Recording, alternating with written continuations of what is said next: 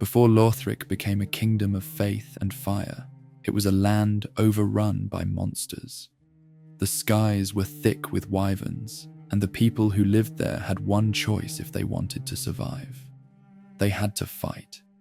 Long ago, the land that would one day become Lothric was crawling with dragons. These were wyverns by technical name, but to the people living under their shadow, the difference did not matter. What mattered was that the creatures owned the sky. They swept down from above whenever they pleased, and the early peoples of this region lived in constant fear of the winged beasts circling overhead. So these people did something about it.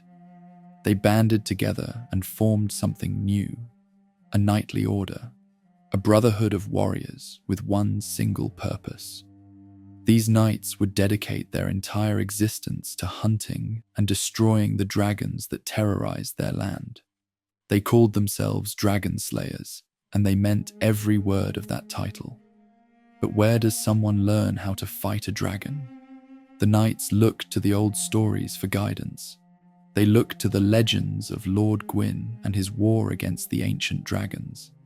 More specifically, they became fascinated with Gwyn's firstborn son.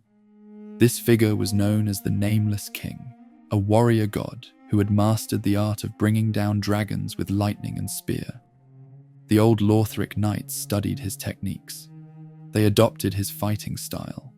They learned to channel lightning through their weapons, mimicking the divine power that had once shattered the scales of everlasting dragons. The admiration went even deeper than just combat tactics. These knights took on the imagery and spirit of the Nameless King's legend. They saw themselves as heirs to his mission, and to honor this connection, they built a shrine dedicated to the Nameless King's legacy. At this sacred place, the Knights of Lothric swore an oath. They would rid their realm of the everlasting dragons, just as the gods had done in ages past. This was not empty talk. The knights threw themselves into their war against the wyverns with everything they had. Day after day, battle after battle, they refined their skills.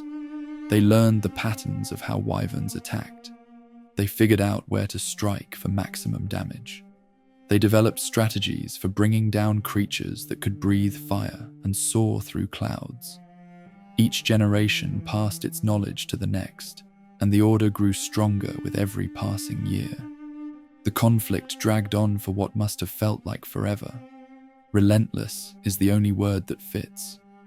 The knights fought the wyverns across fields and mountains, and anywhere else the beasts tried to nest. And slowly, painfully, the tide began to turn. The knights started winning. One by one, the wyverns fell. The order discovered that some of the creatures could be tamed. These clever knights realized that if you could not beat them through traditional means, you might be able to bend them to your will. And so a remarkable thing happened. Some of the knights who had spent their lives fighting wyverns began riding them instead. They took to the skies on the backs of their former enemies, turning the greatest threat to their people into a powerful weapon for their side. Think about what that must have looked like. Knights in gleaming armor, soaring through the clouds on wyvern back, hunting down the remaining wild dragons that still plagued the land. The symbolism was powerful.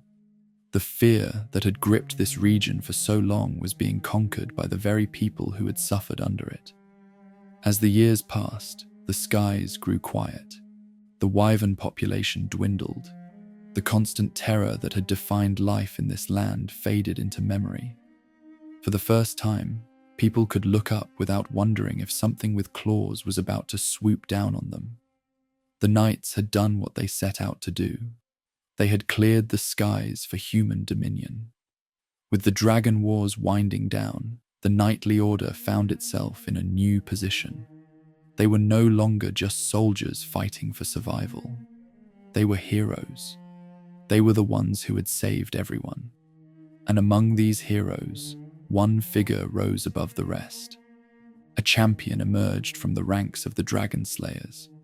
The records do not give us much detail about who this person was before, but we know what they became.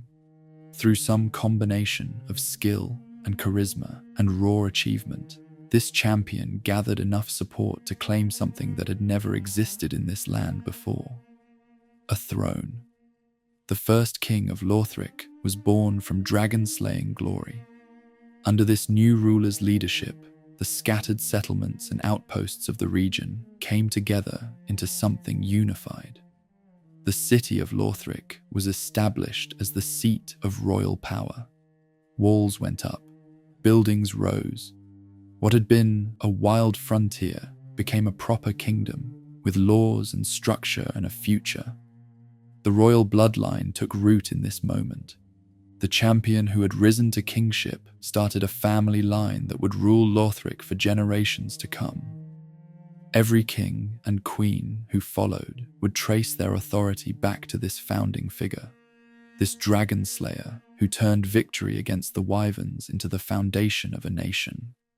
And the knights who had made it all possible did not disappear. They became the backbone of the new kingdom's military. The traditions they had developed while fighting dragons were preserved and passed down. The lightning spear techniques remained central to their fighting style. The reverence for the nameless king continued through the generations.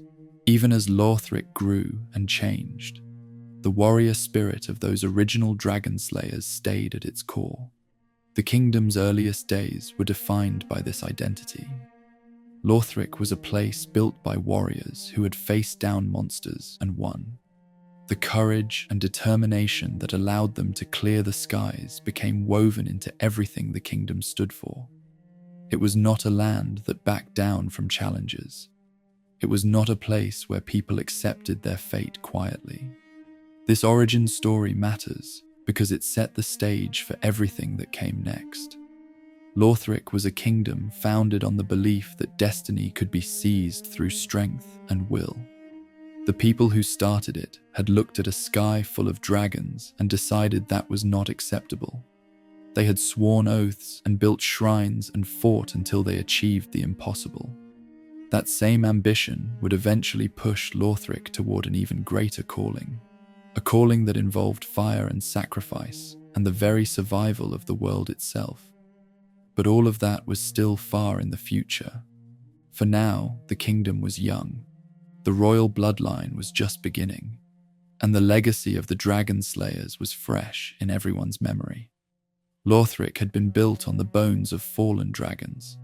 The question that remained was what kind of kingdom it would become.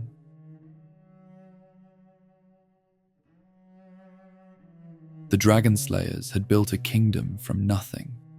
But what came next would transform Lothric into something far more ambitious than anyone could have predicted. A marriage changed everything.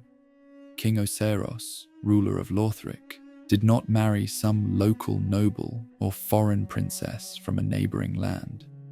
He married a goddess. Princess Guinevere, daughter of Lord Gwyn himself, agreed to become the Queen of Lothric.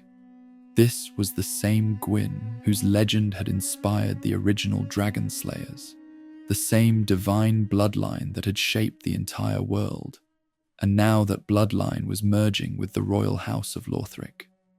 The implications were staggering. Lothric was no longer just a kingdom founded by skilled warriors. It was now connected by marriage to the gods themselves. Queen Guinevere brought with her the weight of divine heritage, and the people of Lothric understood exactly what this meant for their future. The union between Oceiros and Guinevere produced children who carried something special in their veins. Prince Lorian came first, the elder son.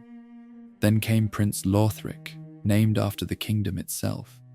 Later, a third child named Ocelot would follow. These were not ordinary princes.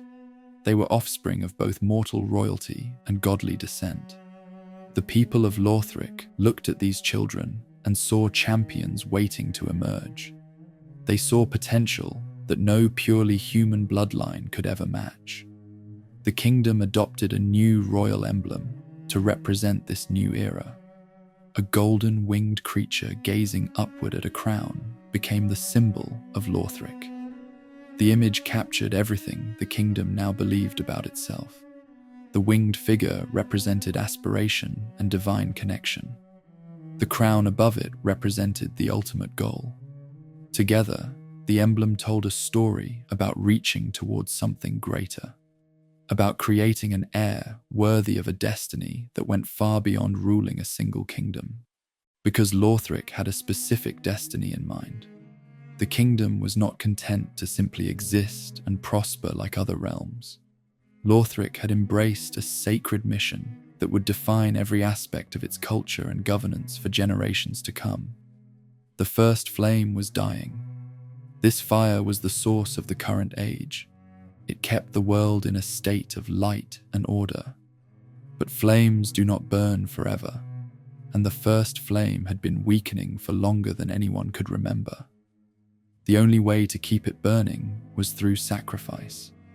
Someone had to offer themselves to the fire, feeding it with their own soul. This act was called linking the fire, and the person who performed it became a Lord of Cinder. Lothric built its entire society around this concept. The linking of the fire became the central purpose of the kingdom. Every institution, every tradition, every prayer pointed toward one goal: producing a worthy heir who could serve as the next Lord of Cinder, someone who could walk into that flame and give themselves completely to keep the world from falling into darkness. The royal family took this mission seriously in a way that bordered on obsession. For generations, they toiled over questions of lineage and breeding. They studied omens and prophecies. They did everything in their power to produce a child who would be strong enough, pure enough, and willing enough to link the fire when the time came. The Lothric bloodline became consumed by this single purpose. The pursuit grew darker as time went on. The path to linking the fire revealed itself to be a cursed one. The harder the royal family pushed to create their perfect heir, the more they discovered that this goal came with terrible costs. But they could not stop. The mission was too important. The alternative was too horrifying to consider. Queen Guinevere's influence shaped how Lothric organized itself around this sacred duty. Under her guidance, the kingdom established a holy church dedicated to glorifying the linking of fire. The church became one of the most powerful institutions in Lothric, spreading the faith to every corner of the realm. A new position was created at the top of this religious hierarchy. The High Priestess would lead the faithful and ensure that the kingdom never strayed from its divine purpose. But the role came with another responsibility that showed how deeply the fire-linking mission had penetrated Lothric's culture. The High Priestess also served as caretaker for the royal children. She acted as a wet nurse and guardian, watching over the princes and princesses who might one day walk into the first flame. This arrangement meant that the heirs of Lothric were raised from birth with the linking of fire as their expected destiny. The person feeding them and caring for them was the same person who led the religious institution devoted to that very sacrifice. There was no separating the royal children from their sacred duty. It was woven into every moment of their upbringing. The queen also brought her personal holy maiden into Lothric's service. A woman named Gertrude became deeply important to the kingdom's development. Gertrude was gifted in the divine arts, and under the queen's direction, she began teaching healing miracles to the knights of Lothric. The warriors who had once relied purely on strength and lightning spears now gained access to sacred powers of restoration. This blending of faith and military might created something new. The knights were no longer just soldiers. They were warriors of a holy kingdom, trained in both combat and divine magic. When they rode into battle, they carried the blessings of the church with them. When they fell wounded, their brothers could call upon miracles to heal their injuries. 3 great powers now controlled Lothric. The king sat at the top, representing royal authority and the divine bloodline that connected the realm to the gods. The High Priestess and her clergy formed the religious pillar, maintaining the faith and guiding the spiritual life of the kingdom. The knights served as the military pillar, protecting Lothric from external threats and enforcing the will of the crown. These three pillars worked together in a careful balance. Each one supported the others. Each one needed the others to function properly, and all three pointed toward the same ultimate objective. The linking of the fire remained the central mission that united king, church, and army under a single banner. Every resource of the kingdom flowed toward this goal. Every prayer asked for the same blessing. Every child born to the royal family was evaluated against the same impossible standard. Would this one be worthy? Would this one be strong enough to save the world? Lothric had transformed from a kingdom of dragonslayers into a kingdom of flamekeepers. The people who had once looked to the sky and seen monsters now looked to the future and saw salvation. Their rulers carried the blood of gods. Their church promised divine purpose. Their knights combined holy power with martial skill. Everything was in place. The perfect system had been constructed. All Lothric needed now was the right heir to step forward and complete the mission that justified the entire kingdom's existence. But perfection is a dangerous thing to pursue, and the obsession that drove Lothric forward would eventually become the very thing that tore it apart.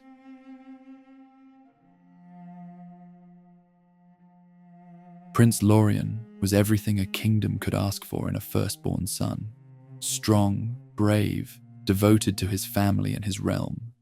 He was the warrior that Lothric needed, and he proved it on battlefields that most soldiers could never survive. From the moment he could hold a sword, Lorian was trained for war. As the elder prince and heir apparent to the throne, he received instruction from the finest knights in the kingdom. Every technique, every strategy, every lesson about combat and leadership was poured into him. The goal was clear from the beginning. Lorian would become the sword and shield of Lothric. He would defend the realm against any threat while his younger brother prepared for a different kind of destiny. The armor Lorian wore told the story of his family's purpose. Ancient brass plates covered his body, and worked into the metal was a crown motif surrounded by flames. It was a family heirloom passed down through generations, a physical reminder of the fire-linking tradition that defined Lothric's entire existence. When Lorian strapped on that armor, he was wearing the weight of his ancestors and the expectations of everyone who would come after him. He became the pride of Lothric's martial legacy. The knights who had built this kingdom through dragon hunting now looked to Lorian as the embodiment of everything they stood for. He was fast. He was powerful. He fought with a ferocity that made enemies hesitate before engaging him. Stories of his skill spread through the realm, and people felt safer knowing that such a warrior stood between them and whatever dangers lurked beyond the borders. But Lorian was not content to simply train and wait for threats to come to him. He sought out battles that would test his abilities to the absolute limit, and he found exactly what he was looking for in the remnants of an ancient evil. The Chaos Demons were survivors from an earlier age. These creatures had emerged from a catastrophe that had consumed an entire civilization long ago, and pockets of them still existed in the darker corners of the world. They were savage and powerful, burning with flames that could reduce a normal soldier to ash in seconds. Most kingdoms avoided them entirely. Fighting demons was considered a form of elaborate self-destruction. Lorian led a campaign to wipe them out. The elder prince gathered his forces and marched against the last strongholds of the Chaos Demons. Battle after battle, his army pushed deeper into territory that had belonged to these monsters for centuries. The fighting was brutal. The demons did not surrender or retreat. They fought until they were destroyed, and they took as many humans with them as they could manage. Through it all, Lorian remained at the front. He did not command from the safety of a rear position. He waded into the worst of the fighting personally, his greatsword carving through demon flesh, while his armor deflected claws and flames. The soldiers who followed him watched their prince perform feats that seemed impossible for any mortal warrior. The campaign reached its climax when Lorian faced a demon prince. The demon prince was one of the most powerful creatures to survive from the Age of Chaos. It towered over Lorian. Its flames burned hotter than anything the Elder Prince had encountered before. Every knight who saw this monster assumed their prince was about to meet his end. Lorian fought it anyway, alone. The duel that followed became the stuff of legend. Lorian matched the demon prince blow for blow, refusing to give ground even as the creature's flames washed over him again and again. The battle raged until finally, impossibly, the Elder Prince delivered a finishing strike. The demon prince fell, and with its defeat, the last major threat of the Chaos demons was extinguished. But victory came at a terrible cost. In its final moments, the demon prince unleashed everything it had left. The dying flames that erupted from the creature were so intense that they permanently changed Lorian's equipment. His greatsword, which had served him through countless battles, was eternally scorched by that last burst of demonic fire.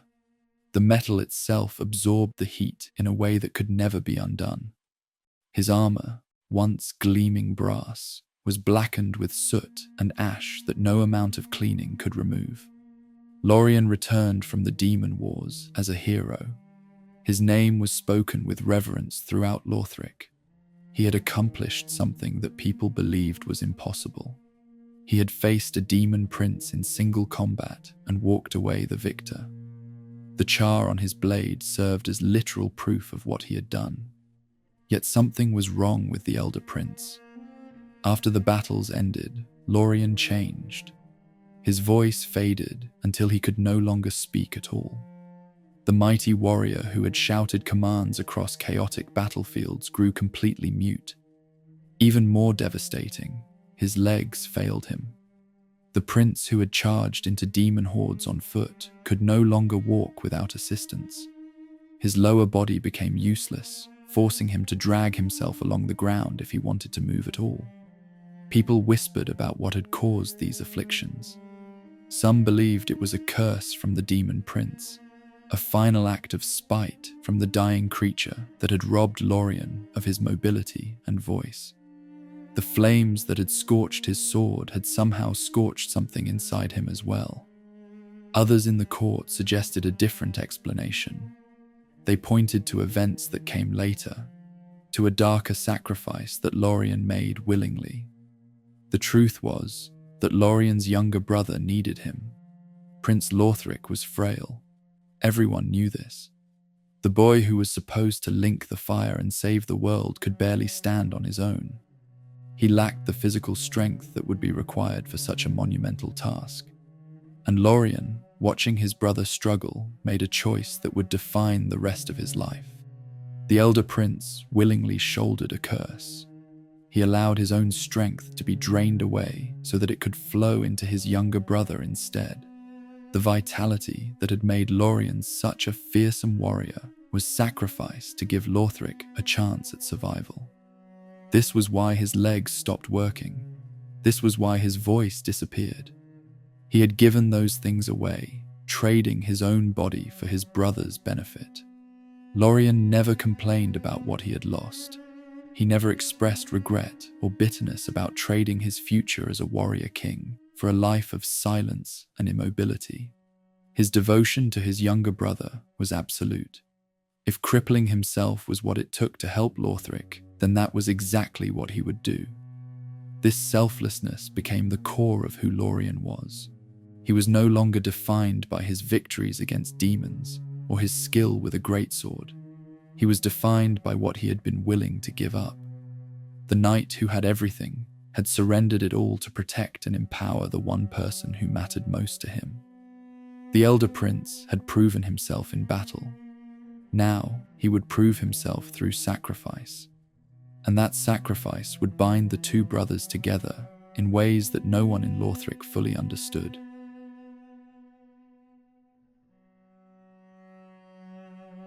Prince Lothric entered the world as a shriveled child. From his very first breath, something was clearly wrong. His body was weak in ways that no healer could fix. His limbs were thin and fragile. He lacked the robust health that should have come naturally to someone carrying divine blood in his veins. The boy never grew out of his infancy clothes. While other children his age ran through the castle halls and trained with wooden swords, Lothric remained small. His body simply refused to develop the way it should have. He was trapped in a form that belonged to a much younger child, and no amount of care or treatment could change this fundamental reality. Yet this sickly boy was hailed as the last hope of his entire bloodline. Prophecy and expectation had marked Lothric before he was even born. The kingdom needed someone to link the fire, and the signs pointed to him. He was supposed to be the Lord of Cinder, who would walk into the first flame and sacrifice himself to prolong the Age of Light. Every generation of the royal family had worked toward producing an heir capable of this task, and Lothric was declared to be that heir. All of the kingdom's hopes converged upon his tiny shoulders. Every prayer whispered in the churches asked for his success. Every knight who trained in the courtyards did so believing they were protecting the child who would save them all. The people of Lothric looked at this frail boy and saw nothing less than their salvation. But there was another side to this burden. The kingdom's sins converged on him as well. All the dark compromises, all the desperate measures, all the questionable decisions made in pursuit of a worthy heir found their endpoint in this child. Lothric did not just carry the hopes of his people, he carried the weight of everything they had done wrong in trying to produce him. His life was viewed as a divine gamble. The kingdom was betting everything on the chance that this fragile child could somehow complete the ritual that would keep the world from falling into darkness. It was an enormous amount of pressure to place on anyone, let alone a boy who could barely support the weight of his own body. The royal court responded to this situation by throwing every available resource at the problem. If Lothric was going to be their savior, then he would be prepared for that role with everything the kingdom had to offer. Preparations began long before the prince came of age, long before he could possibly understand what was being asked of him. Craftsmen forged a ceremonial sword specifically for Lothric. The blade was made from platinum, rare and precious, fit for the hands of someone destined for greatness. They called it Lothric's Holy Sword, and it was meant to be carried into the kiln of the first flame itself. High Priestess Emma personally blessed the weapon with potent magic, infusing it with sacred power that would aid the prince in his ultimate duty. The propaganda surrounding the young prince was immense. Statues appeared throughout the castle depicting Lothric with that holy sword gripped in his hands. Tapestries hung on the walls showing scenes of the prince's destined journey to the kiln. Everywhere you looked in the royal halls, you saw images of this child portrayed as a mighty champion about to complete the most important task in the history of the world. King Oceiros had named the boy after the kingdom itself. By giving his son the same name as the realm, Oceiros was making a statement that the two were inseparable. Prince Lothric and the kingdom of Lothric were bound together in identity. His fate was the kingdom's fate. His success would be their success. His failure would mean the end of everything. The king publicized his son as the savior who would lift all of humanity by linking the fire. Official proclamations celebrated the prince's destiny. Court poets composed verses about his future triumph. The message was repeated so often and so loudly that it became impossible to separate the child from the expectation. Lothric was not allowed to simply be a boy. He was a symbol, a prophecy, a promise that the world would continue. Even Firelink Shrine, the sacred place where the linking ritual would eventually occur, was prepared for him. A throne was set aside bearing Prince Lothric's name. It sat empty, waiting for the day when the prince would take his seat among the lords of Cinder. The throne was a physical reminder that a place in history had already been reserved for this child. All he had to do was fill it. But beneath all this grand preparation, Lothric himself was developing in ways that his family did not anticipate. His body may have been weak, but his mind proved to be remarkably sharp. The prince showed a genuine gift for sorcery and intellectual pursuits. Where physical training failed him, magical studies succeeded. Lothric could grasp complex arcane concepts that left other students confused. He absorbed knowledge with an eagerness that impressed everyone who taught him. This talent attracted the attention of someone very important. Some theories suggest that the first scholar of the Grand Archives took a special interest in the young prince's education. This was the head of Lothric's vast repository of forbidden knowledge, a figure of great influence who operated largely outside the normal power structures of the court. What no one in the wider court realized was that this scholar had a secret identity. He was Lord Aldir, a legendary figure from distant history who had survived far longer than any mortal should have. Aldir was known by another title as well, the Scholar of the First Sin. He had spent ages studying the cycles of light and dark that governed the world, and he had reached conclusions that would have been considered dangerous heresy in Lothric. Aldir began tutoring Prince Lothric in arcane wisdom when the boy was still very young. The lessons covered powerful spells that few sorcerers ever mastered. Lothric learned techniques like the Stream of Souls sorcery, magic that drew upon the fundamental nature of existence itself. His natural talent combined with expert instruction made him a formidable spellcaster despite his physical limitations. But the spells were not the most important thing Aldir taught him. The scholar exposed Lothric to a perspective that directly contradicted everything the prince had been raised to believe. In this theory, Aldir questioned the purpose of endlessly rekindling the first flame. He had studied what happened each time someone linked the fire, and he saw a pattern that troubled him deeply. The flame would burn bright for a while, then fade again. Another sacrifice would be needed, then another. The cycle repeated without end, and Aldir wondered whether this was truly salvation or just an elaborate trap. These doubts found fertile ground in Lothric's mind. The prince was smart enough to understand the implications of what his mentor was suggesting. If this theory is correct, and if linking the fire was pointless, then everything his family had done in pursuit of that goal was equally pointless. The sacrifices, the obsession, the pressure placed upon him since birth would all amount to nothing more than prolonging an inevitable end. Lothric did not reject his family's teachings outright. He was still young, still surrounded by believers, still carrying the weight of a kingdom's expectations. But a seed had been planted. Alongside the dogma about his sacred duty, the prince now harbored a quiet skepticism. The notion that linking the fire might be a curse had taken root in his thoughts.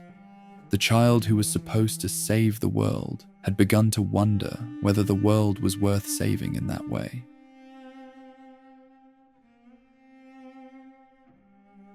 King Oceiros watched everything he had worked for fall apart. His firstborn son was crippled and mute. His second son carried the power to link the fire, but showed no willingness to do so. The soul-binding ritual had failed to produce the result the kingdom needed, and the flame continued to weaken with each passing day. Something inside Oceiros broke. The king who had once ruled a mighty realm stopped caring about the daily business of governance. Council meetings went unattended. Petitions from his subjects piled up unanswered. The three pillars that had balanced Lothric's power found themselves operating without royal guidance. Oceiros had turned his attention elsewhere, consumed by a new obsession that would eventually consume him entirely. He retreated into Lothric's grand archives. The vast library held knowledge accumulated over centuries. Forbidden texts, ancient histories, magical research that most scholars considered too dangerous to pursue. Oceiros buried himself in these tomes, searching for an answer to a question that had driven him to the edge of sanity. How could he create a worthy heir when every attempt had ended in failure? The answer he found came from an unexpected source: dragons. Oceiros became fixated on the lore of one dragon in particular. Seath the Scaleless was a pale dragon from the ancient times who had done something no other dragon had accomplished.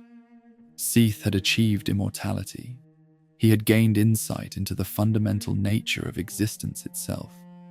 Unlike other dragons who relied on their scales for protection, Seath had transcended his original limitations through research and experimentation.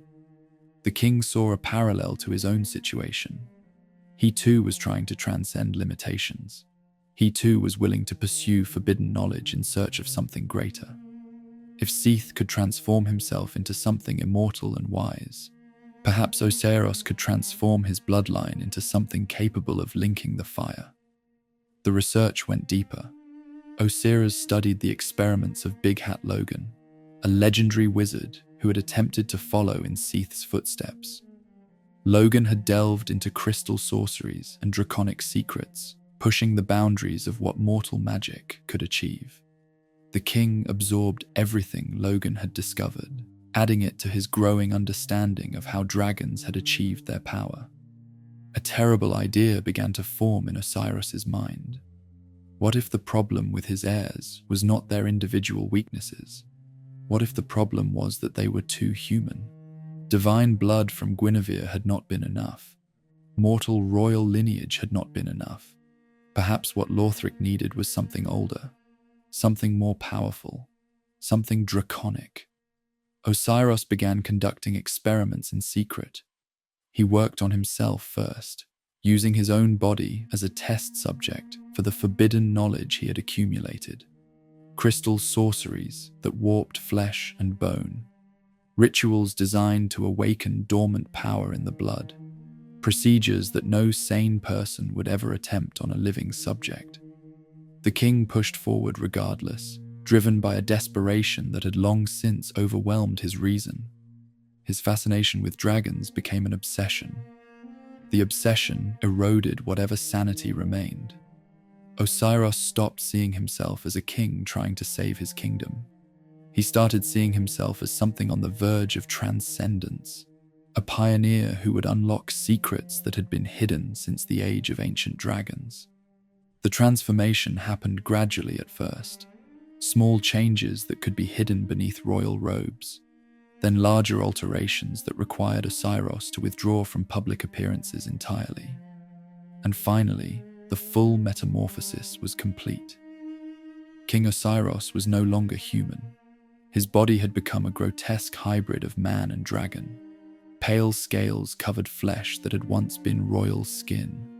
Wings sprouted from his back, malformed but functional. His form was twisted and wrong, a mockery of both the dragons he had admired and the man he had once been. The transformation had given him power, but it had taken everything else. The people of Lothric began calling him the Consumed King. The name was perfectly accurate. Oceiros had been consumed by the very knowledge and ambition he had pursued. The man who had sought to create a perfect heir had destroyed himself in the process. Yet even in his transformed state, Oceiros clung to the delusion that he was protected by divine forces. He wore a dragon scale ring that he claimed made him impervious to harm. He rambled about divine protection, keeping him safe from the assassins who had tried to end his reign of madness. Multiple attempts had been made on his life, and somehow he had survived them all. Whether this was due to his draconic power, his magical artifacts, or simple luck, Oceiros interpreted each survival as proof that the gods approved of his work. But the Consumed King was not finished with his experiments. A new theory had taken hold in his warped mind. If becoming a dragon had given him power, then a child conceived in his new draconic state might possess even greater potential. Such a child would carry the blood of dragons from the moment of conception. Such a child might finally be the worthy heir that generations of Lothric royalty had failed to produce. Queen Guinevere bore him one more son. The child was named Ocelot, after an ancient dragon whose name carried weight in the old legends. Oceiros was ecstatic. In his fractured perception, this infant represented everything he had worked toward. Ocelot was the child of dragons, the perfected heir, the solution to every problem that had plagued the royal bloodline. The king seized the baby and disappeared. Oceiros retreated into the secluded royal garden, a cavernous space hidden far beneath the castle. This garden existed near the location of the old Firelink Shrine, a place of ancient significance that most of Lothric had forgotten. Here, surrounded by a few remaining faithful knights who had followed their mad king into isolation, Oceiros intended to raise his dragon child in secret. He stopped paying attention to the collapse happening above him. The kingdom was falling apart. The twin princes had withdrawn from their duties.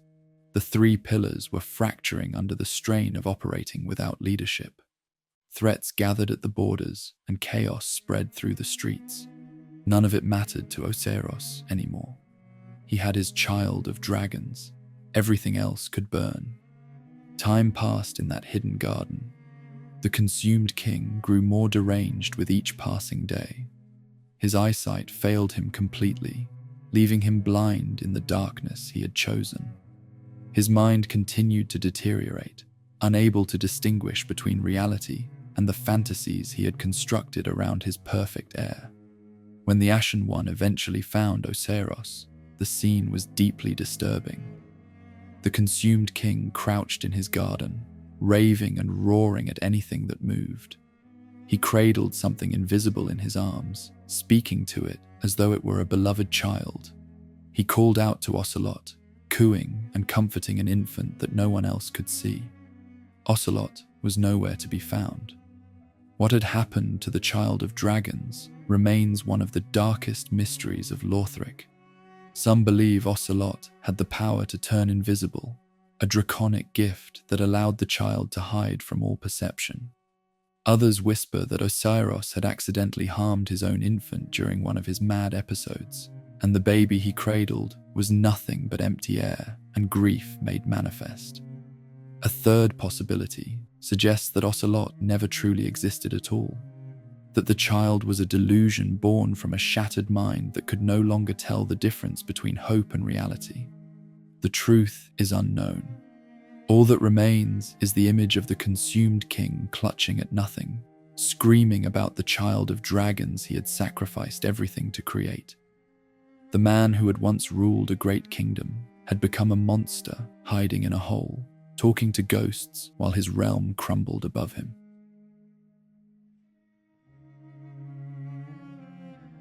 While the royal family tore itself apart from within, something else was coming to Lothric from the outside.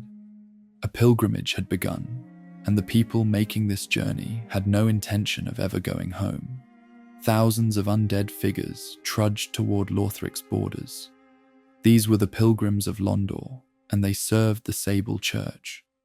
Londor was a place built around a different understanding of the world, one that embraced the darkness. The Sable Church had watched the first flame weaken for a long time, and now they saw an opportunity to push history in a direction that suited their beliefs. They sent pilgrims to Lothric, branded with dark sigils that marked them for a specific fate.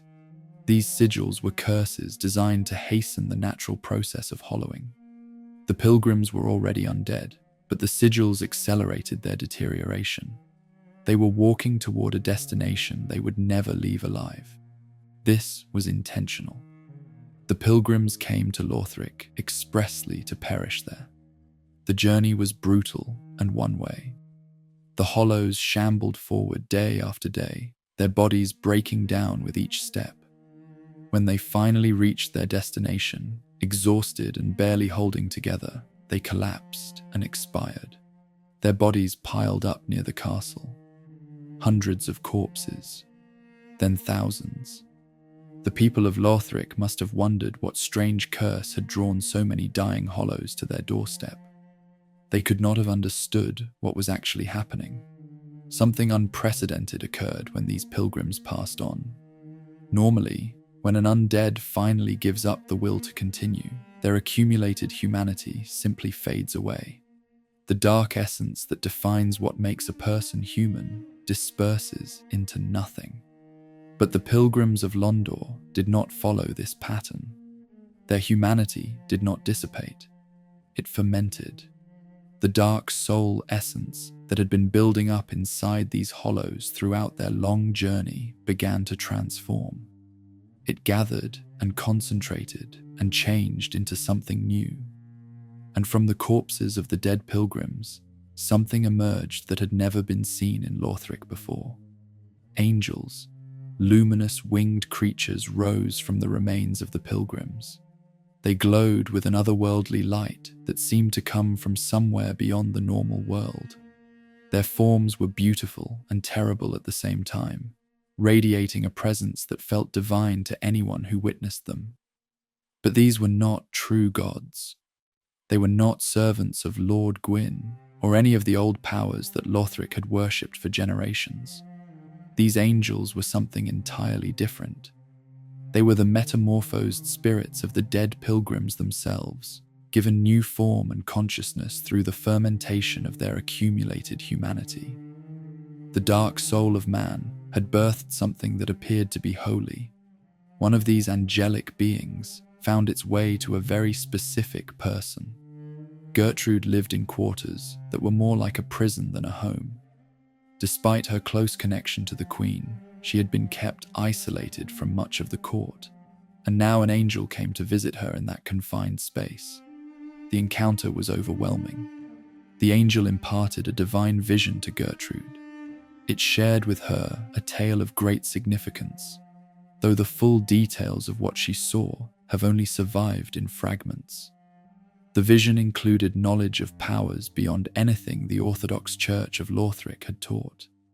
Gertrude learned how to call down pillars of heavenly light, a miracle that drew on forces the old gods had never controlled. More importantly, the angel shared a prophetic message about the future. The Age of Fire was coming to an end. This was not something to fight against or delay through desperate sacrifices. It was the next chapter in a story that had been unfolding since the beginning of time. The angel's tale suggested that there was something beyond the flame, something worth embracing. This encounter changed Gertrude completely. The presence of the angel was so powerful that her body could not withstand it without cost. Gertrude lost her sight. Her eyes, which had witnessed things no mortal was meant to see, stopped working entirely. Her voice also failed her. The words of the angelic tale had filled her so completely that her own words could no longer escape. Blind and mute, Gertrude was left forever altered by what she had experienced. But the loss of her senses did not break her spirit. If anything, the opposite happened. Gertrude became absolutely determined to record and spread the message the angel had given her. She could not speak it aloud, so she would write it down. She could not see the page, so she would scrawl her words by feel and memory alone. The writings that emerged from this effort were barely legible.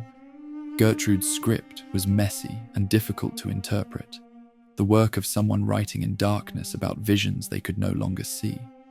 But she persisted anyway, filling page after page with what she could remember of the angelic revelation. These cryptic documents became the foundation of something new. Gertrude was founding a faith, one that would come to be known as the Angelic Faith of Lothric. Her writings served as its scripture, however imperfect and incomplete they might be. The doctrine that Gertrude began to spread was unlike anything Lothric had heard before. It venerated the angels as divine beings worthy of worship. It looked forward to the end of the Flames era. It suggested that the entire mission of linking the fire, the mission that had defined Lothric for generations, was misguided at best and harmful at worst. This was heresy of the highest order. Orthodox Lothric worshipped the first flame and the old gods who had kindled it. The entire kingdom had been built around the sacred duty of producing an heir who would sacrifice themselves to keep that flame burning. Gertrude's angelic faith directly opposed everything the royal mandate demanded. She was telling people to welcome the very outcome that Lothric had worked so desperately to prevent. The three pillars that governed the kingdom moved quickly once they understood what was happening. Royalty, church, and knights came together in rare agreement. The angelic faith was declared blasphemous. Gertrude was declared a heretic. Despite her close relationship to the queen, despite her years of faithful service teaching divine arts to the knights, the authorities showed no mercy. Gertrude was seized and imprisoned at the top of the Grand Archives. This was no comfortable confinement. Her cell was lofty and isolated, cut off from the world she had tried to enlighten. But the punishment did not stop with imprisonment. The king's scholars wanted to understand the source of Gertrude's new powers. They wanted to know how she had learned to call down pillars of light that had nothing to do with the miracles they understood. So they subjected her to experiments that can only be described as cruel. They gouged out her eyes. Whatever remained of her damaged sight was taken from her completely by force. They cut out her tongue. The voice she had already lost to the angel's presence was now physically removed from her body. The scholars tampered with her sacred chime, using techniques derived from Seath's crystallography, trying to pierce the secrets of the angelic miracle through analysis of its instrument. Gertrude was left maimed and silenced in her tower cell. The authorities believed they had contained the threat. A heretic who could not speak and could not see posed little danger to the established order. They were wrong. Even in her broken state, Gertrude continued to write.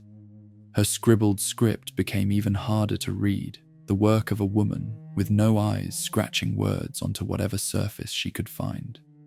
The messages were illegible to ordinary readers, but they were still messages, and somehow they began to spread beyond the walls of her prison.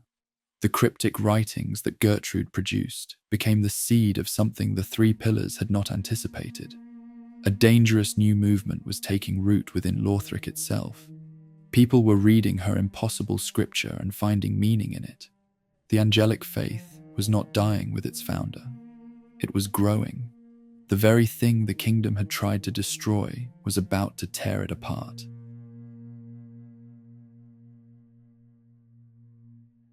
Gertrude may have been locked away in a tower, blinded and silenced by her captors, but her words had already escaped. The cryptic scriptures she had scrawled in the darkness found their way into hands that were eager to receive them. The writings circulated in secret among Lothric's populace. People passed them from person to person, copying what they could decipher and sharing interpretations with trusted friends.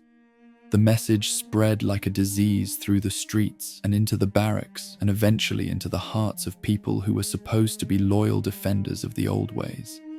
A faction of Lothric's own knights began to change. These were soldiers who had trained under the kingdom's banners, who had sworn oaths to protect the realm and its sacred mission. They wore the royal armour and bore the royal insignia on their shields, but something had shifted inside them. The angelic faith had taken root where duty once lived. One by one, these knights forsook the old doctrines about linking the fire.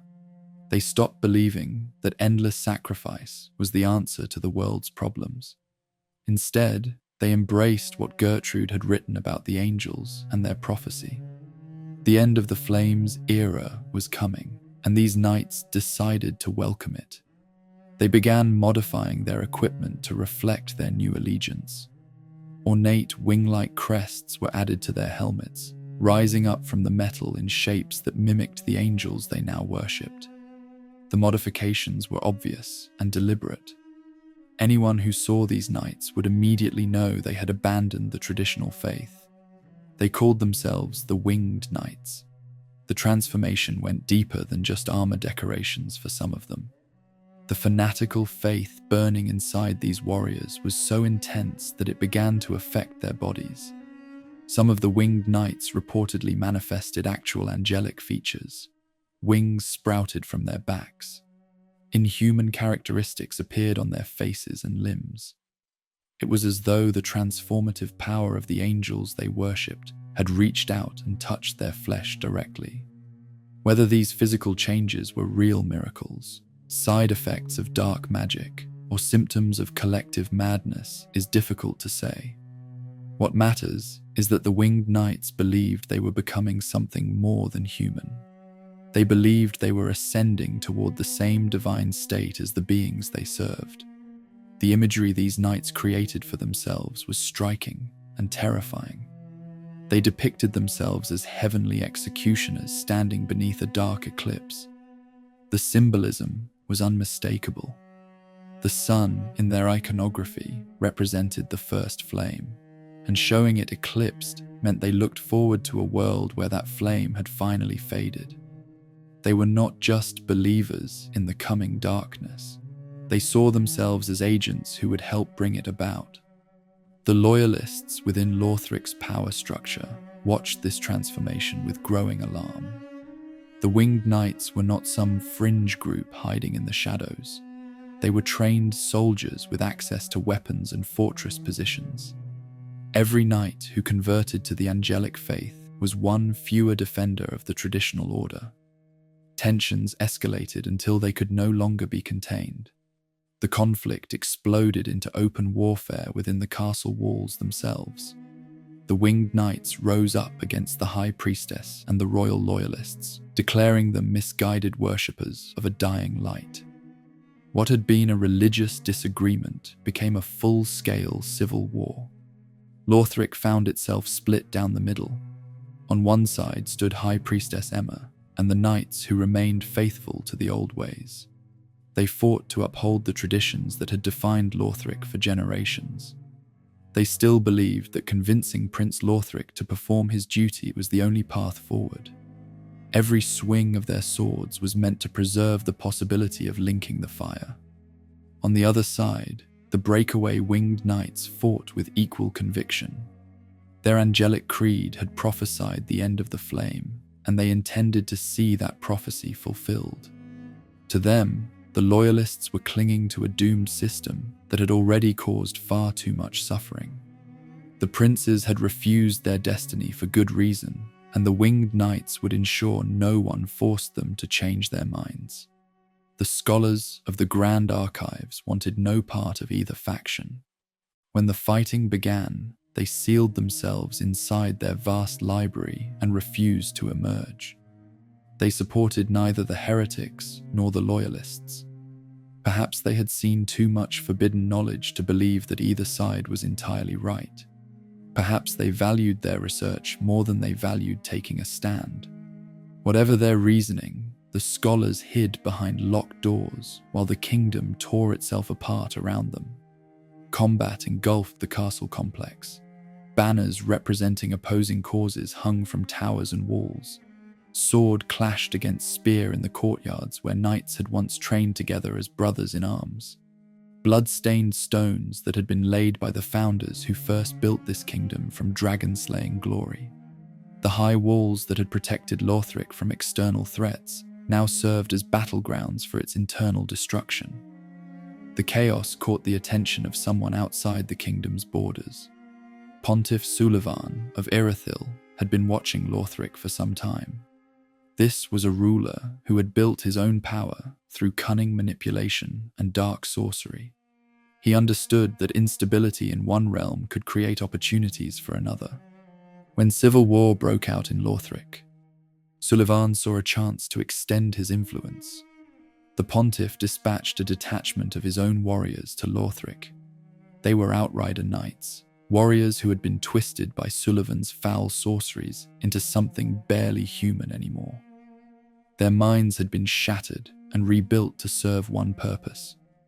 They followed orders with the ferocity of rabid animals.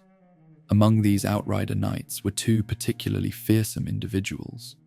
Vort had been transformed into a massive beast-like creature, his humanity stripped away until only savage instinct remained. The dancer moved with an eerie grace that masked lethal intent, her body warped by the same dark magic that had claimed Vought. These Erythilian knights arrived in Lothric to aid the loyalist side. They took up positions at critical choke points throughout the castle complex. Vought stationed himself at a gate on the high wall, blocking anyone who tried to pass without authorization. The dancer lurked in the castle's chapel, guarding the path that led toward Prince Lothric's chambers. Their presence served multiple purposes. On the surface, they helped contain the winged knights' uprising. Their ferocity made them effective at holding defensive positions against the heretical rebels. But Sulivan almost certainly had deeper motivations as well. The pontiff may have wanted to ensure that someone eventually linked the fire. A stable Lothric under loyalist control could still pressure the twin princes to fulfill their destiny. Or perhaps Sulivan wanted to establish a foothold in a neighboring kingdom while it was too weak to resist. His true intentions remain difficult to determine. What is clear is that foreign knights now roamed the halls of Lothric Castle alongside the countrymen who were busy slaughtering each other. The kingdom that had once stood as a beacon of sacred purpose had descended into complete chaos. Heretics battled loyalists while twisted outsiders enforced a brutal order on behalf of a distant ruler with his own agenda. The civil war showed no signs of ending. Neither side could achieve a decisive victory. The winged knights were too entrenched in their positions. The loyalists were too determined to surrender. And the twin princes remained locked away in their tower, neither participating in the conflict nor stepping forward to resolve it. Lothric was consuming itself from within, and the flame that all of this was supposedly about continued to weaken, indifferent to the struggles of the mortals who fought in its name.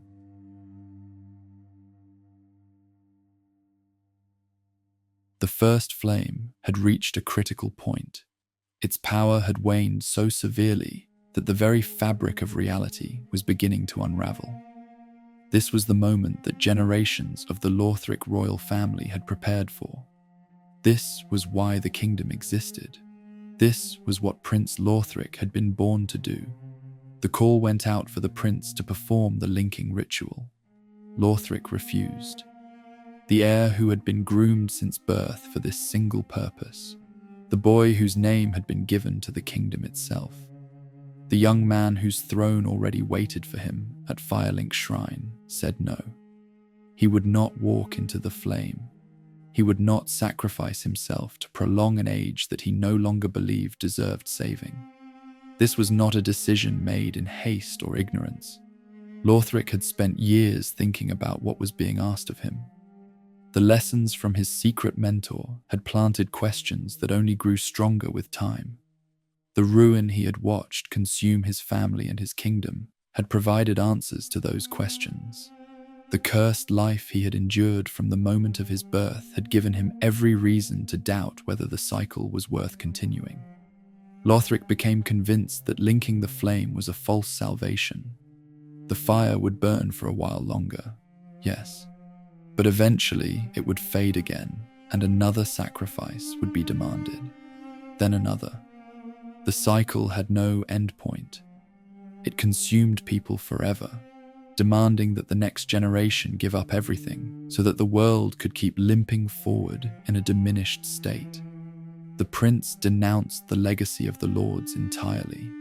He rejected the duty that had defined his family for longer than anyone could remember. He turned his back on the gods who had established this system and on the believers who had upheld it. In that moment of refusal, Lothric did something that no one in his position had ever done before. He chose to let the fire fade on its own terms.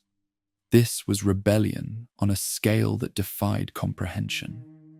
The heir who had been shaped by every institution in the kingdom to serve one purpose had decided that purpose was wrong. The system that had governed the world since the age of the ancient lords was being rejected by the very person meant to perpetuate it. After making his choice known, Lothric withdrew from the world that had demanded so much from him. The prince and his ever-loyal brother retreated to the highest tower of Lothric Castle. They climbed as far from the chaos below as the architecture would allow, barricading themselves in the chambers at the peak of the Grand Archives. This location held symbolic weight. The tower stood near where the old Firelink shrine had once been situated. The path to linking the fire literally passed through this area. By positioning himself here, Lothric was blocking the way forward while simultaneously refusing to take it himself. The twin princes did not make this retreat alone. 3 champions accompanied them to serve as their final guardians. These warriors represented each of Lothric's 3 pillars, as if the brothers wanted a reminder of everything they were abandoning. The Lion Knight Albert represented the martial tradition. The Black Hand Assassin Kamui represented royal authority. The Crystal Sorceress Kriemhild represented the scholarly institutions. These 3 guardians took up positions around the prince's chambers, forming the last line of defense between the princes and a world that still wanted something from them. From this lofty perch, Lothric and Lorian intended to do nothing at all. They would wait for everything to end. The fire would fade. The age would turn. Whatever came next would come without their participation. They had removed themselves from the story that everyone else was still desperately trying to continue. Lothric made one final gesture to emphasize that his decision was permanent. His holy sword, the platinum blade that had been crafted specifically for his journey to the kiln, lay discarded somewhere in the room. He had cast it aside like refuse. The weapon that symbolized his sacred duty meant nothing to him anymore. He would serve the fire no longer. The consequences of this refusal rippled outward immediately. The linking of fire system had always operated on the assumption that someone would eventually step forward to complete the ritual. When Lothric refused and no replacement appeared, the system itself began to break down. The first flame had nothing to sustain it, and the world started to reflect that absence. The sky over Lothric changed. The sun dimmed until it provided illumination without warmth. A ghastly eclipse settled over the kingdom, hanging in the heavens like an omen that everyone could see, but no one could escape. This was the visible sign that the first flame had nearly been extinguished. A sun without light meant an age without hope. Then came the plague of darkness. Something terrible began happening to the people of Lothric. Soldiers who had been fighting in the civil war suddenly stopped mid-combat as their bodies twisted and changed. Residents who had been hiding from the conflict found themselves transforming against their will. Black serpent-like masses erupted from their flesh, consuming the human forms they had once possessed. These abominations were called the pus of man. The darkness that had always existed within humanity, suppressed by the light of the first flame, was now breaking free. The deep and the abyss that lurked in the shadows of every human soul had found an opening. With the fire fading, there was nothing left to keep that darkness contained. The pus of man was not a disease that could be treated or a curse that could be lifted. It was the physical manifestation of something that had always been there, waiting for its moment. And that moment had arrived because the prince meant to prevent it had decided not to act. The plague ravaged Lothric from within. Hapless hollows who had been wandering the streets were transformed into mindless writhing beasts. Guards at their posts became the very monsters they were supposed to protect against. The city that had survived civil war and mad kings now faced an enemy that emerged from its own population without warning. High Priestess Emma watched all of this unfold with growing desperation. She and her remaining loyal knights tried everything they could think of to hold the castle together. They fought the pus of man wherever it appeared. They maintained defensive positions against the ongoing heretic uprising. They sent messengers to the prince's tower, begging him to reconsider, pleading with him to understand that his choice was destroying everything. None of it worked. Lothric had made his decision, and no amount of suffering below would change his mind. The winged knights saw the eclipse and the plague as confirmation of everything their faith had taught them. The end of the Flames era was arriving exactly as the angels had prophesied. Their heretical creed was being vindicated by reality itself. This realization doubled their fervor. They fought harder than ever, believing that they were on the side of inevitable destiny. Without a functioning king, and with the prince in deliberate isolation, the kingdom of Lothric had no leadership capable of responding to the crisis. The three pillars that had once governed in harmony were shattered. The royal authority was a dragon monster hiding in a garden. The religious pillar was split between loyalists and heretics. The military pillar was busy fighting itself while monsters spawned in every corner. Total anarchy descended on what had once been a great kingdom. The streets ran with chaos, the walls echoed with screams, and above it all, two brothers sat in a tower doing absolutely nothing, waiting for the world they had rejected to finally collapse around them.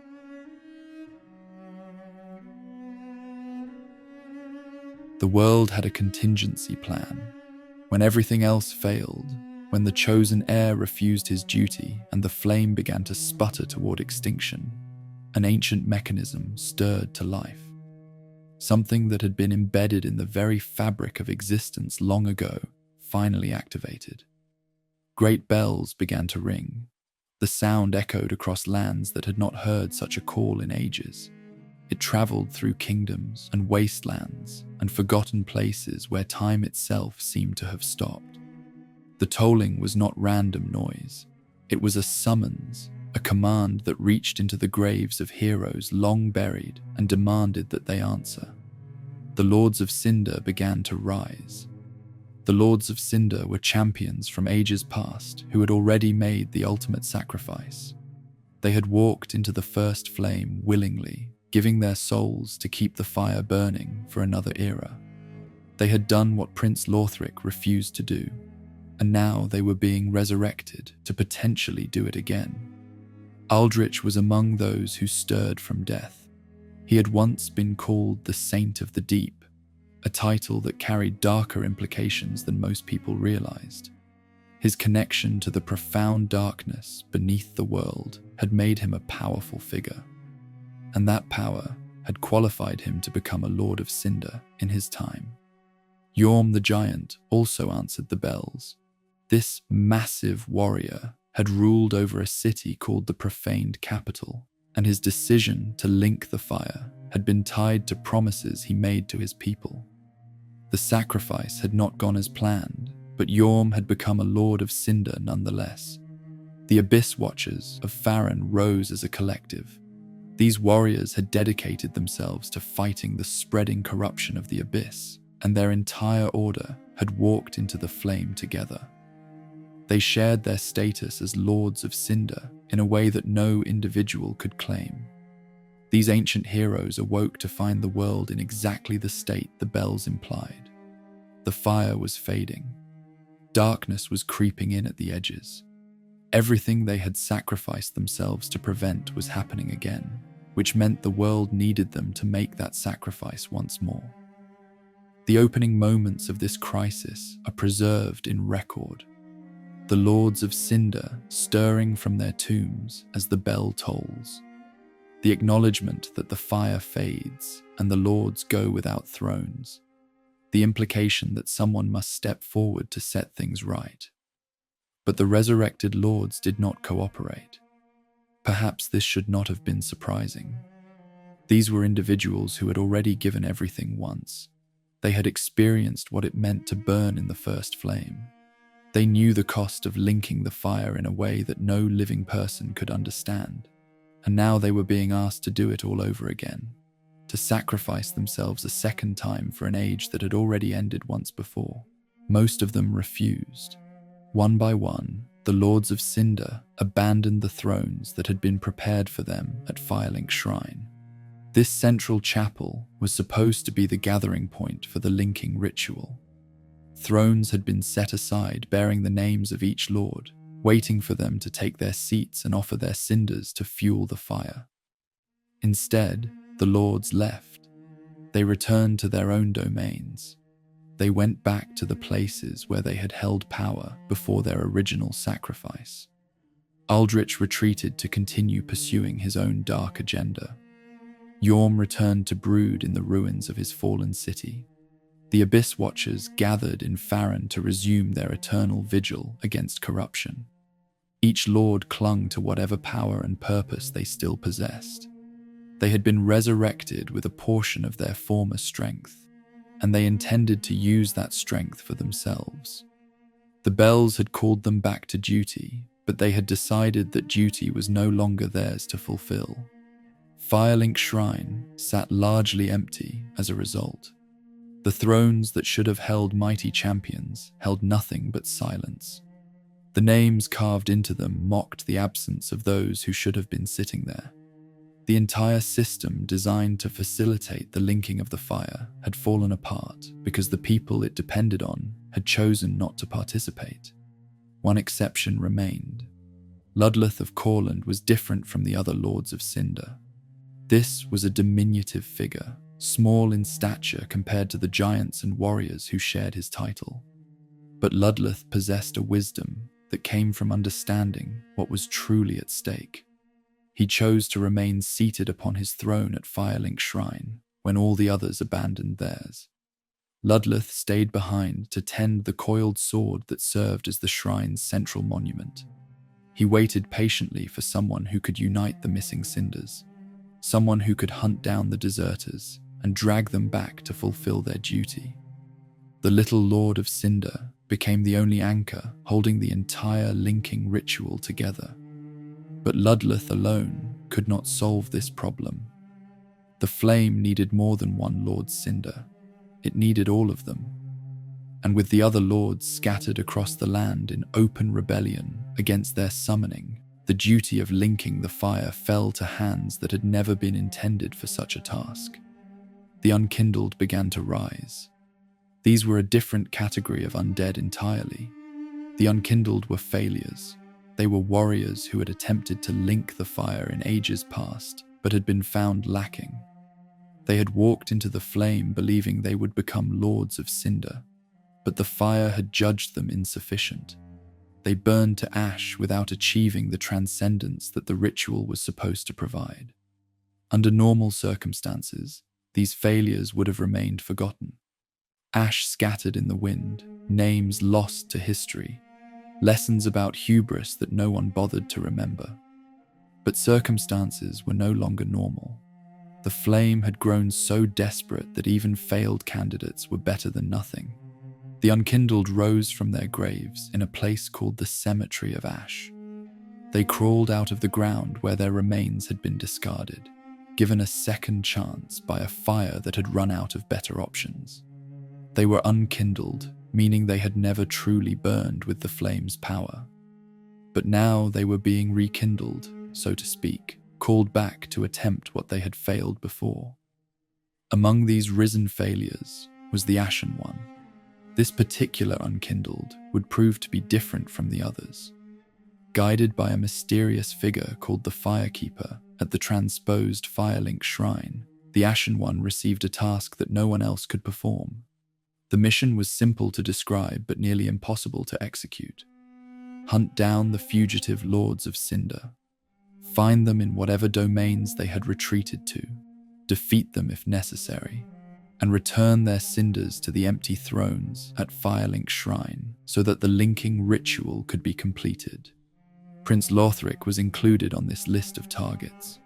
The prince who had started this entire crisis by refusing his ordained duty was now just another lord whose cinder needed to be claimed. It did not matter that he had never actually linked the fire. His soul, bound to his brothers, contained power worthy of kindling the flame. That power would be taken from him whether he offered it willingly or not. Only by gathering all these cinders could a makeshift linking of the first flame be attempted. The elegant system that had been designed generations ago was broken beyond repair. What remained was a desperate scramble to collect enough fuel from unwilling sources to keep the fire burning for a little while longer. The Ashen One set out to traverse the converging lands.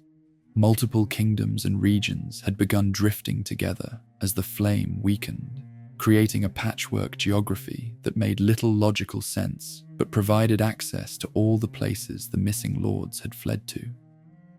Lothric Castle loomed in the distance as the ultimate destination.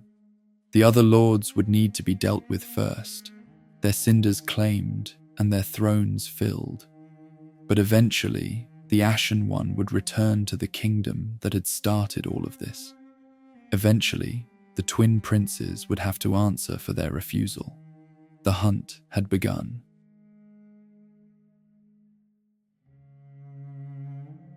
The Ashen One's journey began in Lothric. It would end there as well. But between the beginning and the end lay a long road through lands that most people had never imagined existed. When the Ashen One first arrived at Lothric's high wall, the devastation from the prince's refusal was everywhere. Dragon corpses hung from the ramparts, remnants of the hunts that had built this kingdom. The Ashen One climbed through this destruction, fighting past hollows and dodging the erupting darkness of infected soldiers. Eventually, the path led to a deserted chapel positioned above the high wall. Inside, someone was waiting. High Priestess Emma had remained at her post. This was one of the last surviving officials of Lothric's court, a woman who had served the royal family through its greatest triumphs and its worst failures. The carnage outside her chapel had not driven her away. She stayed, hoping beyond any reasonable expectation that someone would come who could set things right. When the Ashen One entered, Emma recognized what stood before her. An unkindled, risen from ash, destined to hunt the lords who had abandoned their duty. This was exactly the kind of champion she had been praying for. Emma confirmed what the Ashen One already sensed. The prince was unreachable in his tower, and the other lords had scattered to their own domains. She saw an opportunity in this unkindled's arrival, but Emma saw an opportunity in the Ashen One's arrival. She reached into her robes and produced a banner. The small Lothric banner was a symbol of the kingdom, a piece of cloth that carried weight far beyond its material value. Emma entrusted this banner to the Ashen One along with specific instructions. Leave Lothric for now. Hunt the lords of Cinder who have fled to their own domains. Claim their cinders and fill the empty thrones at Firelink Shrine. Only after the other lords have been dealt with should the Ashen One return to Lothric for the final confrontation with the twin princes. The banner served as a key to departing. When the Ashen One raised it at the appropriate location, giant bat-like gargoyles descended from above. At Emma's signal, these creatures carried the unkindled away from the high wall, bearing them down toward the lands below, where the other lords waited to be found. The Ashen One departed and hunted the scattered lords across the converging lands. The Abyss Watchers fell, Yorm fell, Aldrich fell. Each cinder filled another throne at Firelink Shrine. Only Prince Lothric remained. The Ashen One returned to Lothric. The castle would be breached by force.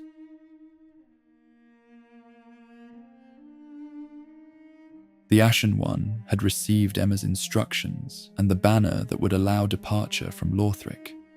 But leaving was not as simple as walking out the front gate. Something stood in the way, waiting at the base of the high wall, like a rabid watchdog that had been chained there specifically to stop anyone from passing. Vort of the Boreal Valley blocked the exit. This was the same Vort that Sullivan had sent during the Civil War, now fully transformed into something inhuman. The night was gone. What remained was a massive armored beast on all fours, breathing deadly frost. Vort lunged without hesitation. The battle was fierce, frost breath and crushing charges testing everything the Ashen One had. But the unkindled prevailed, and the watchdog fell. With Vort dead, the Ashen One departed to hunt the other lords. When the work was done, the Ashen One returned to Lothric as Emma had requested. The final lord awaited in the castle's highest tower, and the time had come to claim his cinder as well. The unkindled made their way back to the chapel where Emma had first given guidance, expecting to report their success and receive final instructions. Instead, they found a tragedy. High Priestess Emma lay wounded on the floor of her chamber. Someone had gotten to her before the Ashen One arrived. An assassin had infiltrated the sanctuary that Emma had defended through all the chaos and conflict that had consumed her kingdom. The last bastion of Lothric's loyal church had been struck down in her own chapel. The identity of the attacker remained unclear. It might have been one of Sullivan's agents, sent to eliminate the woman who could guide champions toward the princes. It might have been a pilgrim from Londor in disguise, working toward the Sable Church's own mysterious goals. What mattered was that Emma was fading fast. With her dying breath, the High Priestess reached toward the Ashen One. In her hands, she held an object that she had been protecting all this time. The Basin of Vows was an ancient ceremonial item, a key that would unlock the path to the inner sanctum where the twin princes waited. Emma pressed it into the unkindled's hands, completing her final duty even as her life slipped away. Then she was gone. The Ashen One barely had time to process this loss before a new threat descended. Something dropped from the cathedral ceiling above, landing in the darkened chapel with predatory grace. Another of Sullivan's corrupted knights had been lurking here all along, waiting for exactly this moment. The dancer of the Boreal Valley had come to finish what the assassin had started. This Outrider knight was different from Vought. Where Vought had become a lumbering beast, the dancer retained an eerily humanoid form. Her movements were graceful in a way that made them deeply unsettling, as if she were performing some twisted ballet while trying to end the Ashen One's life. Her body swayed and spun with fluid motions that seemed to defy the weight of her armor. The blades she wielded made the danger even worse. Enchanted weapons that emitted ghostly fire trailed through the air as she attacked. The flames were cold and corrupting, burning with the essence of the dark magic that had transformed her. The dancer was faster and more graceful than Vought, her patterns shifting unpredictably. But the Ashen One had grown strong through hunting 3 lords. The dancer fell. The Basin of Vows fit into the altar. A mechanism activated, revealing a ladder into the upper castle. The ascent to the twin princes had begun.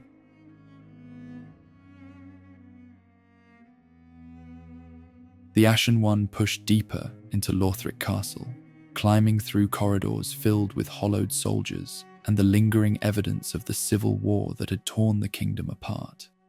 Each room brought new dangers, but also brought the unkindled closer to the final destination. The twin princes waited somewhere above, and nothing would stop this champion from reaching them. The path eventually led to a great bridge.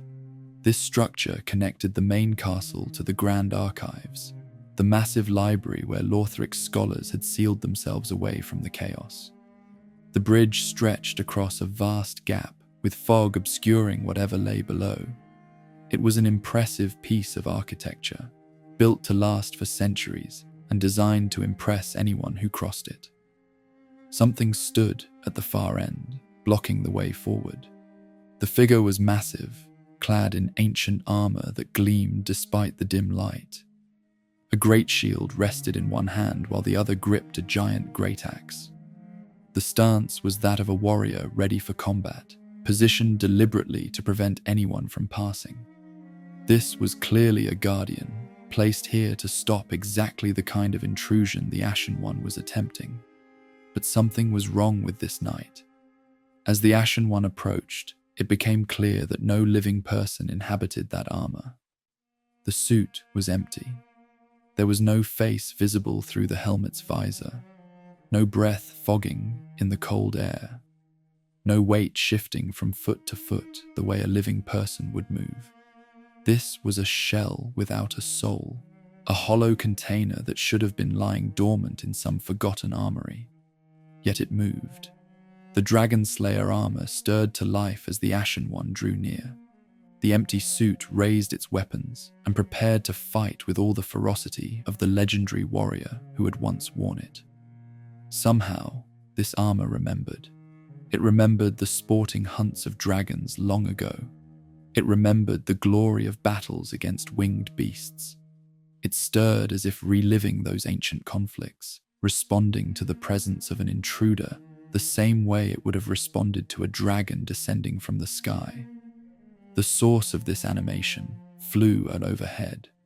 Pilgrim butterflies drifted through the air above the bridge, their massive forms casting shadows across the stone.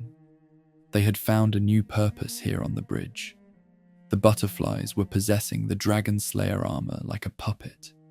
The Ashen One had no choice but to fight. The Dragonslayer armor attacked with the fury one would expect from a legendary hunter of dragons. Its great axe swung in devastating arcs that could cleave through stone as easily as flesh. The weight behind each strike spoke of battles fought against creatures far larger and more dangerous than any human opponent.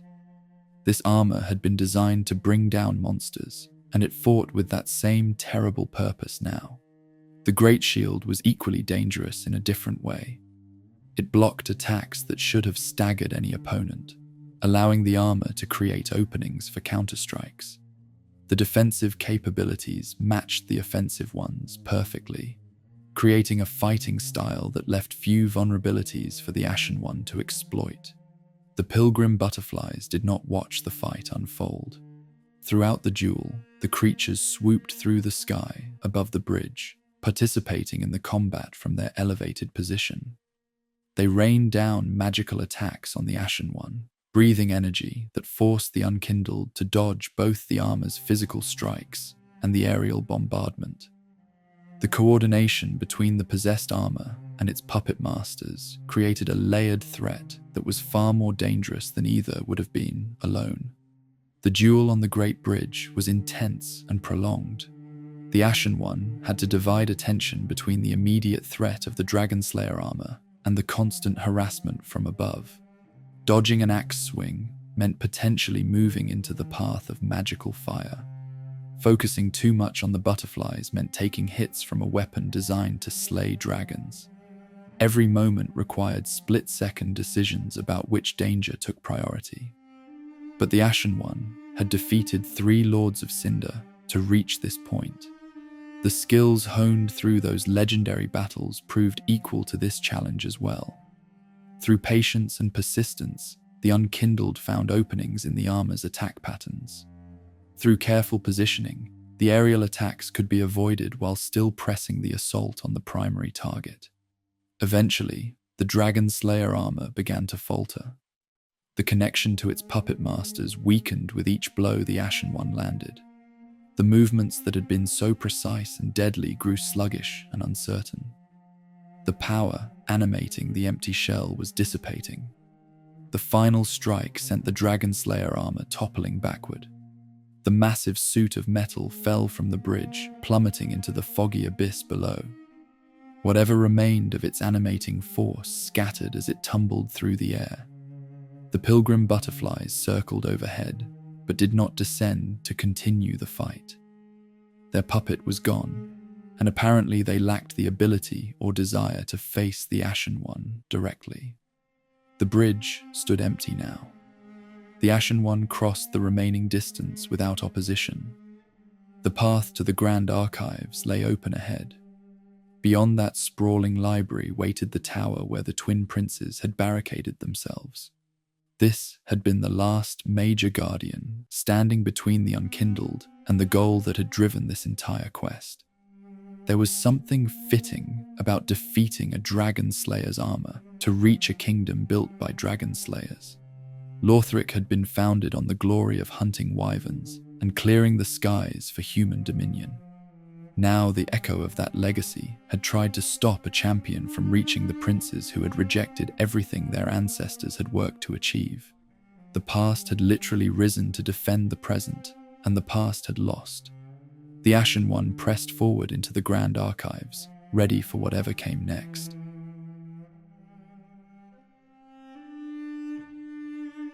The Grand Archives stretched before the Ashen One, like a maze built from books and secrets. This was a massive library that had accumulated centuries of knowledge within its walls. Towers of shelves reached toward vaulted ceilings. Corridors twisted between reading rooms and study chambers. The sheer volume of texts stored here represented the collected wisdom and forbidden discoveries of countless generations. The scholars who had sealed themselves inside during the Civil War were still here, still researching behind locked doors. The Ashen One found the archives still guarded despite the absence of a functioning kingdom to protect. Sorcerers patrolled the dim corridors, but something was deeply wrong with their appearance. Their heads were coated in thick layers of candle wax, creating grotesque masks that obscured their features entirely. This was not decoration or madness. The wax served a practical purpose. Some of the tomes in this library carried deadly curses that could infect anyone who read them unprotected. The scholars had learned to coat themselves in wax as a ward against these corrupting influences. Alongside the wax-faced sorcerers, enchanted guardians of steel and crystal prowled the halls. These constructs attacked any intruder on sight, defending the secrets of the archives with mechanical persistence. Even in total collapse, the scholars had ensured that their knowledge would not fall into unauthorized hands. A more dangerous intelligence guided the defense from above. A crystal sage appeared among the rafters, teleporting from position to position while hurling spells at the Ashen One. This was one of the twin sages who had once served as tutors to the royal princes. The sage's mastery of crystal sorceries made it a formidable opponent, capable of creating duplicates of itself and attacking from multiple angles simultaneously. It acted as the final coordinator of the archive's defense, using its magic to support the other guardians and harass anyone trying to push deeper into the library. The Ashen One pressed forward regardless, fighting through the layers of protection that the scholars had established. The dim corridors revealed disturbing evidence of what had been researched here. Piles of crystal formations grew from floors and walls in certain areas, indicating where scholars had delved deeply into the sorceries of Seath the Scaleless. These crystals were not natural growths. They were byproducts of experiments that had pushed the boundaries of acceptable magic, attempts to channel powers that mortals were never meant to wield. Pus of man specimens had been impaled on spears throughout the halls, suggesting the scholars had been experimenting with the plague that now consumed Lothric. The climb through the archives took the Ashen One through rooms filled with dangers both mundane and supernatural. Living books attacked with snapping pages. Possessed suits of armor lurched out of alcoves to swing their weapons. The crystal sage reappeared at intervals, continuing its harassment from elevated positions before teleporting away when pressed. In a high, hidden tower of the archives, the Ashen One discovered something that had been concealed from the wider kingdom. In a high tower, the Ashen One found Gertrude's cage. Her corpse lay inside, still clutching the divine pillars of light scroll. A few winged knights guarded her remains, attacking anyone who approached. The scholars had killed her, but her faith had outlasted her. The Ashen One pushed past the winged knights and continued the ascent. The crystal sage made one final attempt to stop the advance, but the unkindled had grown too strong through the trials of the journey. The sage fell, and with it went the last organized resistance within the Grand Archives. The remaining distance to the top could be covered without interference. Grand doors at the peak of the archives opened onto the upper castle gardens. The Ashen One emerged onto a balcony beneath the blood-red eclipse. Albert of the Black Hand stood as the blade of Lothric's martial legacy. The royal assassin Kamui embodied the authority of the crown, and the crystal sorceress Kriemhild represented the kingdom's forbidden knowledge. Together, these three guardians stood before the prince's chambers. Beyond them, across the vast staircase bridge at the summit of Lothric's throne, where Lothric knights still kept watch, Lothric and Lorian waited in silence. They were here, in this room, and the Ashen One had finally reached them. The stage was set for the climactic showdown that would decide the fate of the first flame.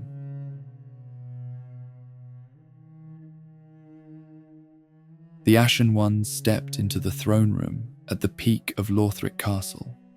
Sunlight filtered through tall windows, but the illumination brought no warmth to this place. The chamber was eerily quiet, as if sound itself had decided to abandon this final confrontation. Prince Lothric sat slumped in a palanquin-like bed near the far end of the room.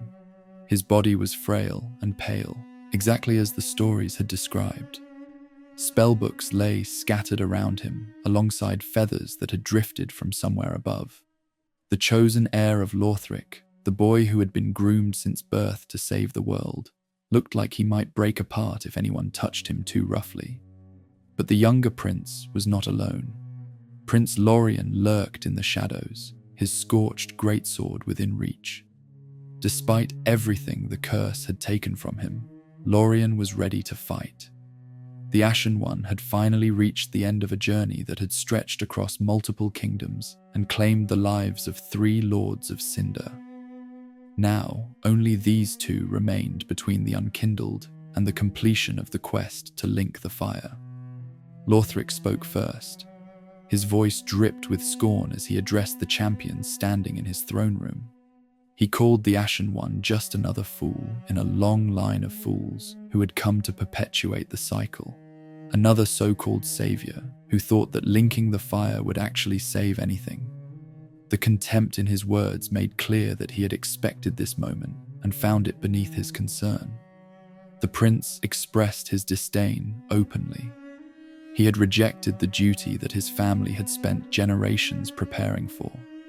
He had chosen to let the world end rather than sacrifice himself for a flame he considered worthless.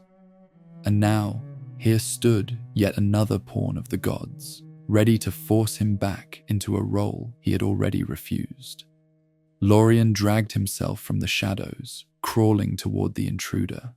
His legs were useless, but his fighting spirit remained. The boss battle began. The younger prince used his sorceries to teleport his brother around the throne room in bursts of brilliant light. One moment Lorian would be in front of the Ashen One. The next moment he would vanish and reappear behind or to the side, his sword already mid-swing. The teleportation was disorienting and dangerous, forcing the Unkindled to constantly watch for attacks from every direction. Each strike carried the fire his sword had absorbed long ago. A direct hit could end the fight instantly. Even glancing blows left searing wounds that slowed and weakened the target.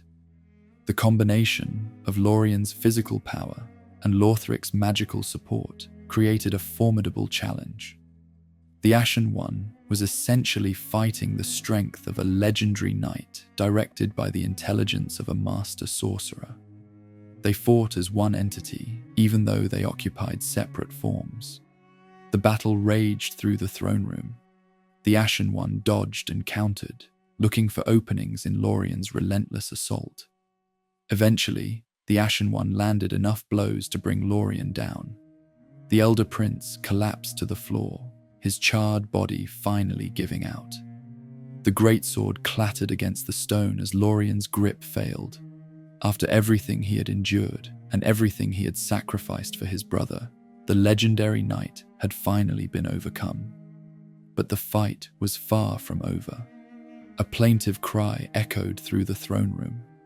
Prince Lothric called out for his dear brother, his voice carrying grief and determination in equal measure. The frail young man shuffled from his throne, moving toward Lorian's fallen form with painful slowness. He was not going to let his brother die alone. He was not going to accept this defeat while he still drew breath. Lothric reached Lorian's body and gripped it with hands that should not have had the strength to hold anything. Then something extraordinary happened. The younger prince channeled his own soul into his fallen brother. Lothric channeled their shared soul, and Lorian rose again. Lothric then climbed onto his brother's back, wrapping his thin arms around Lorian's shoulders. The two princes who had been born separately were now literally joined in combat, one riding the other into battle. The true fight began. Lorian attacked with renewed fury, his greatsword swinging in devastating combinations that had not appeared in the first phase. Lothric's enchantments enhanced every strike, adding magical force to the already deadly physical power. The fire damage grew more intense. The teleportation became more frequent and unpredictable. Meanwhile, Lothric himself began casting offensive spells from atop his brother's back. Floating, homing soul masses appeared in the air, tracking the Ashen One's movements and striking whenever an opening presented itself. Spears of holy light rained down from above. Area of effect magic erupted across the floor, creating hazards that had to be avoided, while also dealing with Lorian's relentless melee assault. The twin princes fought as one nearly godlike entity. Lorian provided the physical might, while Lothric supplied the magical intelligence. Their attacks complemented each other perfectly, creating combinations that left almost no safe windows for counterattack. The Ashen One was being challenged to the absolute limit of what an unkindled could endure. The grueling clash continued until it seemed like neither side could possibly have anything left.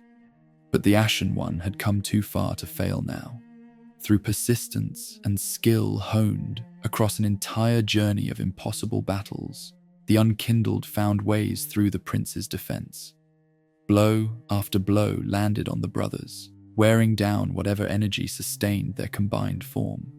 The magic faltered. The sword swings grew slower. The end was approaching. The Ashen One managed the impossible and struck Prince Lothric down from his brother's shoulders. The younger prince tumbled to the floor, mortally wounded by the final blow. And with Lothric's fall, the curse binding the brothers finally broke. Lorian collapsed for good, unable to sustain himself without his brother's soul to support him. The elder prince, who had sacrificed everything for Lothric, now followed him into death. Prince Lothric lay dying on the stones of his own throne room. In his final moments, the defiant prince did not beg for mercy or forgiveness. He did not express regret for his choices or ask for another chance. Instead, he used his remaining breath to curse the Ashen One's quest. He warned that the Unkindled would still be accursed forever, implying that linking the fire would bring nothing but continued torment for everyone involved. The cycle he had tried to break would continue. The flame would burn and fade again. Another sacrifice would be demanded. With those bitter words, the last Lord of Cinder fell. The twin princes' cinders were finally in the Ashen One's hands.